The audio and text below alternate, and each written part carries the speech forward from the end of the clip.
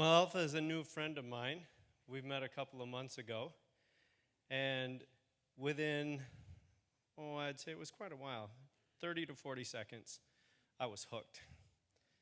Alpha's got an amazing story. And I'm hoping that you guys catch a bit of how you can give and receive in the same way. So, Alpha, we've had some really interesting conversations along the way, and your story is amazing. Tell me, how in the world did you get here from West Africa, and what were the people like that played a role in that journey? Well, thank you. I appreciate it. And I want to thank Helen and all the other speakers that have just shared so much of their lives and what they're doing and how one person can make a difference. And it's just inspiring. There are a lot of life lessons to take from today, so I'm very thankful. My story is hopefully, I'm hoping that you find interest in it, something. It's a long story. It has some good parts and not so good parts. And then it started in West Africa. I was born and raised in West Africa, Sierra Leone, and I spent the first 20 years of my life there. And I was born to a Muslim family. They did not have a formal education. And my dad was a subsistence farmer. And they had 6 kids. And 3 of them were girls and 3 boys. And so we didn't have a home of our own. And so my dad stayed with a community where his family had a house, and we had 1 room of that house. So that's where I grew up, and there were 6 of us that any night slept in the same bed. So that's the beginning there. And at some point when I turned about 6, disaster struck. And if you know anything about Africa, life is at the edge of survival. I mean, you don't know where your meal is going to come from each day. So it's one of those things that you live under hope. God provides. And that's basically where informed my formative years. But as I turned 6, disaster struck. My mom and the girls got sick. And they were taken to the local hospital. And they were there for a couple of days. And then within that time frame, they all died. They had measles. And my family didn't have the money to pay for the vaccine. And so that's sort of a beginning that was. And so my mom, as I look at her go through that process,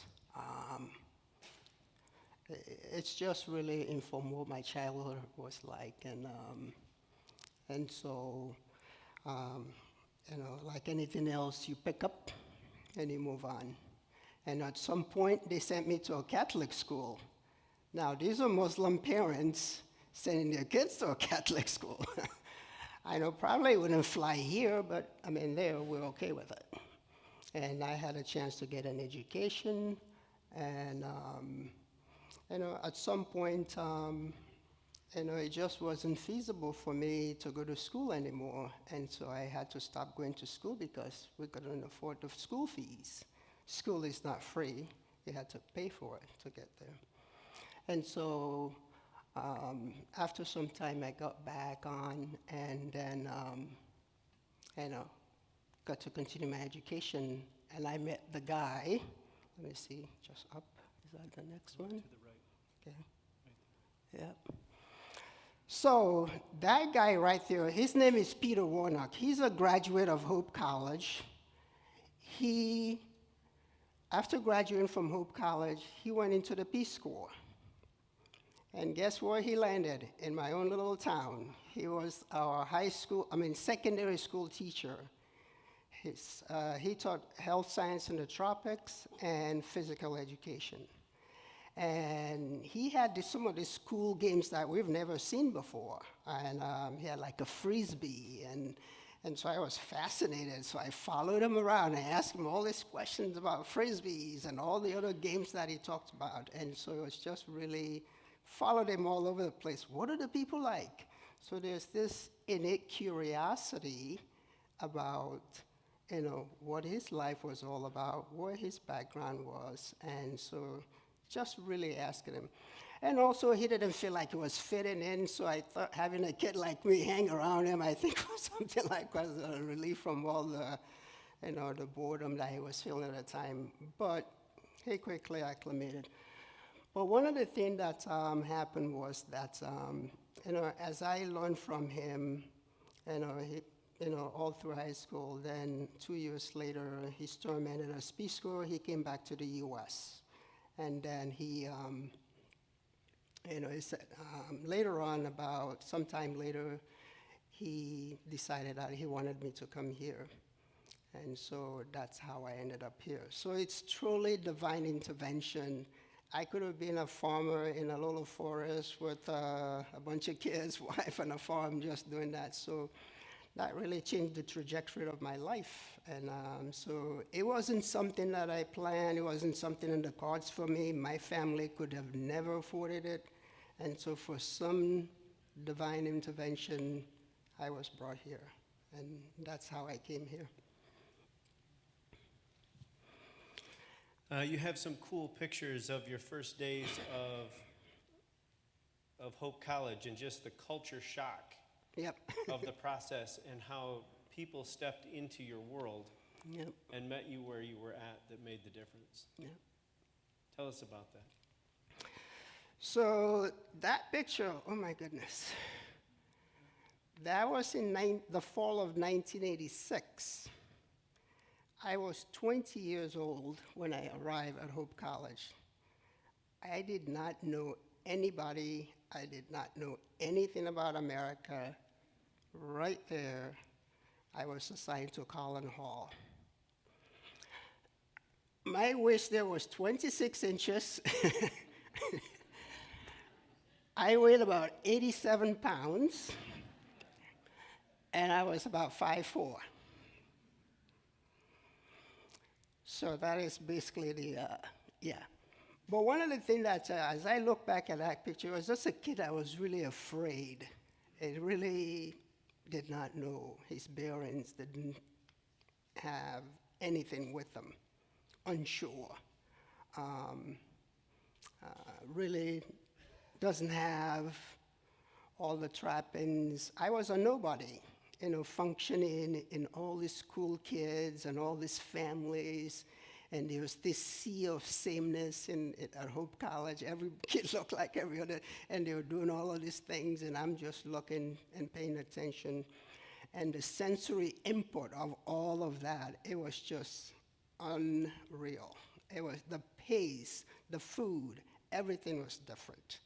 And I find a lot of a hard time adjusting to it. It wasn't easy.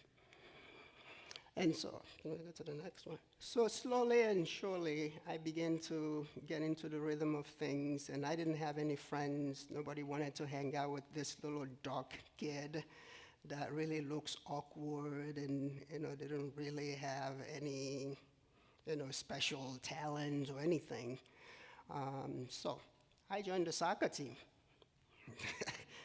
Okay, then surprise, surprise, my coach, Todd Kamstra, who was really just one of the few people that I met and just really encouraged me to stick with it, and I did, and I made the team, and but I was too small, playing against Dutch guys. I mean, it's not, it's just, yeah, I was extremely fast, but really just, they just have to put a hand on you, then you go flying. So really the coach had to kind of like, you need to hit the weight room for a little bit.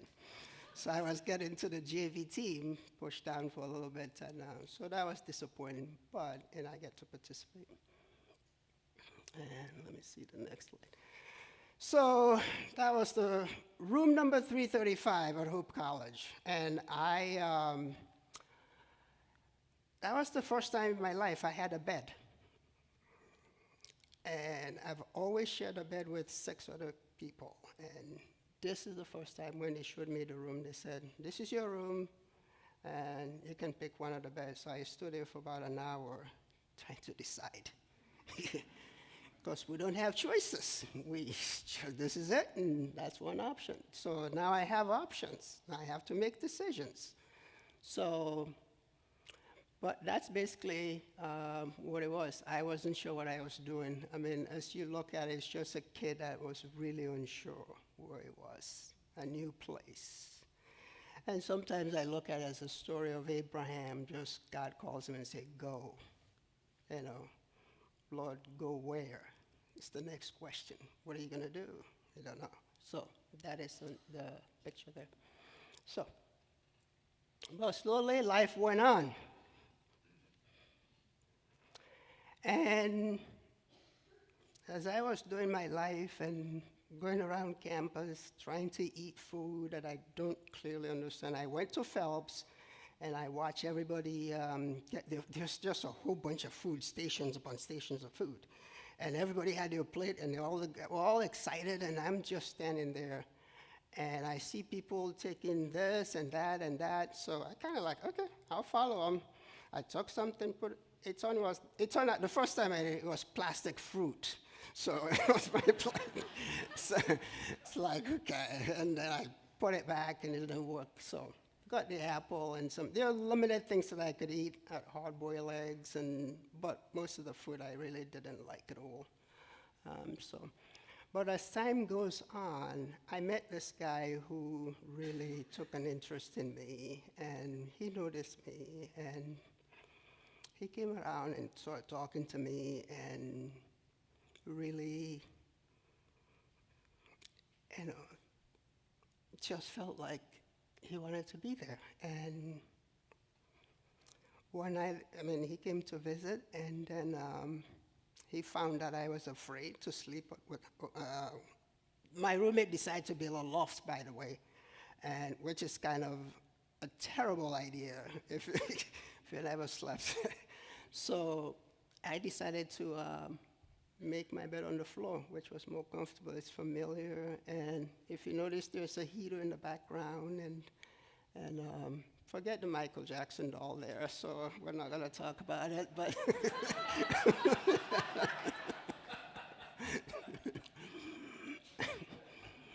but you can see that one of the things he did that was so profound to me to this day when I look at that picture was it was lonely, and then he came in and he sat down and he slept, sat next to me in my blanket, and then things start to not look so lonely anymore. And so, and one of the things that we did was, we used to have these things for people. I don't have a car, and we got into a group of friends who have cars, and then they would do things, and he would bring me along to a lot of the things. And one of them was a concert. I didn't know what a concert was, and it's okay. Well, we'll go. My guy says it's a good thing, so it's a good thing. So. But when we got there were a lot of people, and obviously I am 5'3", and where I was standing, obviously I can't see anything. And so he decided to put me on his shoulder, and so I saw the stage, and that was the smile that you said. I saw something, and everybody was doing all their thing there on the stage, and it was just really, when I think about that picture, it's just one moment. If you learn anything, one lesson from that is to put courage into other people. I call it the vitamin E, encouragement. So if you have a habit of encouraging people, people have a way of living up or down to your view of them.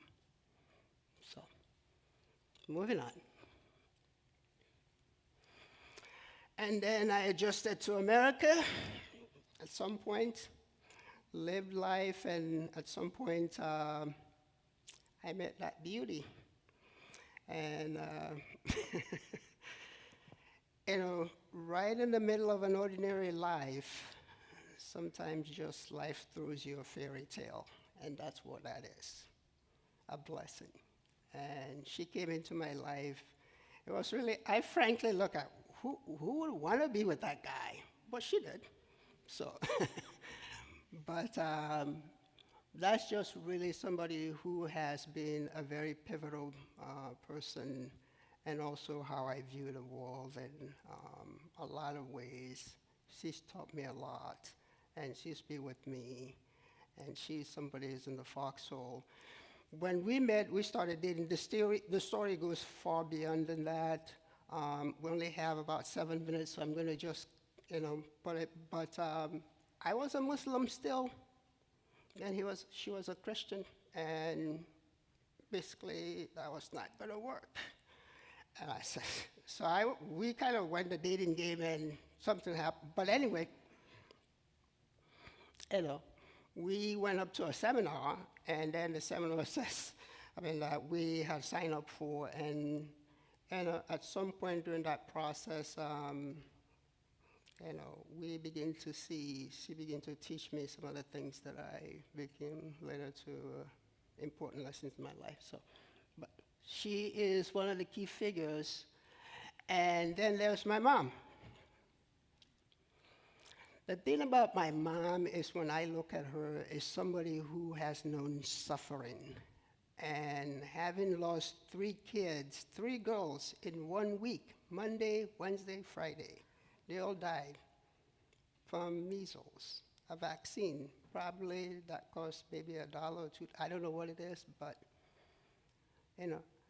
she has known suffering, and she has informed me, and she is somebody who is a rock in my world. Whenever there's chaos, in the middle of chaos, when there's no food and when there's nothing, she basically could come up with something and make the evening meal. And so it was just somebody that really, provided a foundation for me. And when I look at leadership in the standpoint, I look at it mostly from women, if you can tell. My wife, my mom, and of course my good friend Keith, in terms of, he's not a woman, but he is.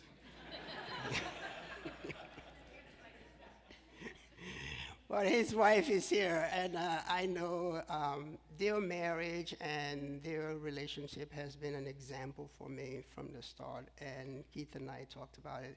And when I was deciding whether to marry Marcia, and I had a concern, and I was asking for their advice whether, in fact, to move forward with this relationship. And the wise lady, my Proverbs 31 woman, basically tells me, well, your concern is stupid. It's like, you're my friend. Yeah. But they can speak into my life, and they have earned that spot in my life, and they have remained there. Okay. Okay. All right, that's it. But life lessons. For no reason or other, sometimes life forces you to move. You take a trip. It may not be planned. It's divine. It's just really going out there. And so you just go as life is. And then to point it to a leadership. Leadership is a contract that's based on trust. It's built on trust. Sometimes we don't have all the answers. We don't have all the pieces, but you just go.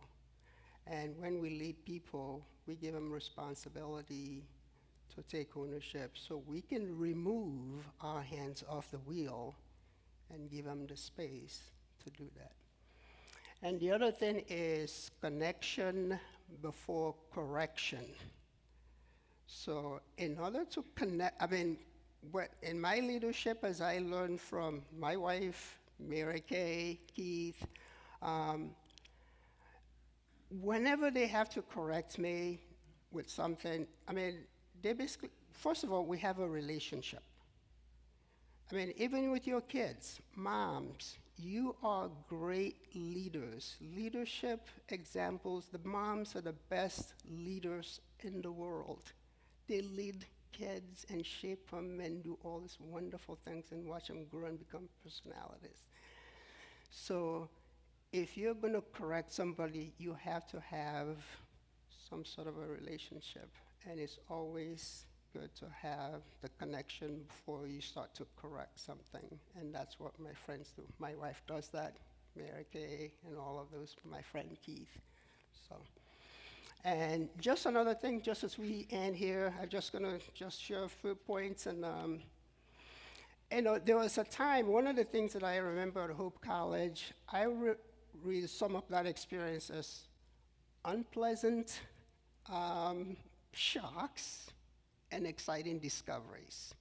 You know, Thanksgiving came around. I didn't have a place to go. I was staying at Hope College. I watched every student and their family come pick them up. They had to go to a Thanksgiving meal, and they were all the people. And one of these girls who lived just nearby in New Zealand, prominent family, invited me. I said, great, get excited. I get a place to go. And just the day before, I said, well, you can't come. My family doesn't, they just don't want you to come. And I said, why? I said, well, my grandma said it doesn't want you to come. And I said, okay. So I was disappointed. So I asked her, I said, why? He said, well, you're a black kid. And, he calls us the darkies. That's basically what she said. And so basically talk about, all of these things. But, I didn't get to Thanksgiving. And one of the things that happened was Keith, brought me to their house, and I was able to have a Thanksgiving. I didn't have the picture, but it's basically Thanksgiving, and they had this huge bird and everything, fixings, and I was just really delighted. And to be a part of and watch a family together eating, that was a lesson for me. I don't have that. Women and children and everybody else in our culture eat different spots. Eating in one table was a big thing, and to see that was a life lesson.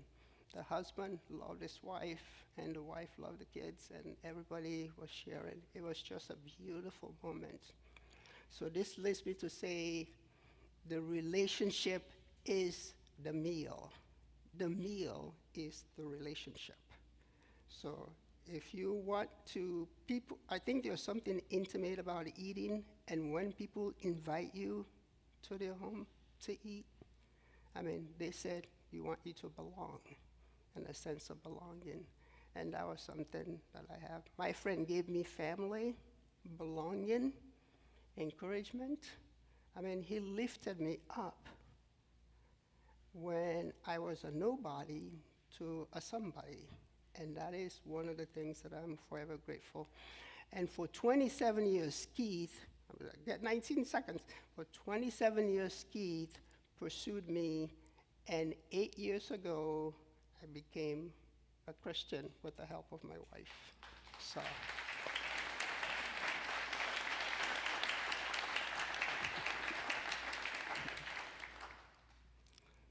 So as you can see, God meets us through other people. And never underestimate the power of the pain in the room. I don't know how you get here today, what troubles you bring, but if we just pay attention just a little bit, maybe we can make a difference. He certainly made a difference in my life, this guy. That guy. One guy. Muslim to a Christian. It's because of him, his example. One of the cool things I really love about your story, and I'm a crier because it just touches my heart. My wife does not cry. We're on the opposite sides of that. It makes funny TV. That's another funny story since we don't own a TV. But I just want to point out that this fellow who made the difference and built relationships, he didn't have a budget. He didn't have an agenda. He didn't go to school for it. In this particular case, he happened to, if you want to play on that, did go to school for it. But he was just available. There wasn't anything special. He's just a guy being with people that are all around him, noticing, touching, helping, lifting. Didn't get wore out. You don't need to have enormous budgets to get there from here. You can make an impact right where God has placed you with the shirt on your back and the blanket that you borrowed from the other guy. Alpha, I love your story. Alpha's got a huge story on top of that. You're not going to find it surprising that Alpha takes and works with refugees here in town, an Afghan family at the moment, helping them to get reestablished in this environment that they've found themselves in, that they're totally unfamiliar. He's taken all that he's been given and he's given back. You can do that too. Alpha, I'm super proud of you. I'm so glad that we met. It's an honor to know you. Thank you. And I just want to give a shout out to my wife and Mary Kay. Thank you. Thank you.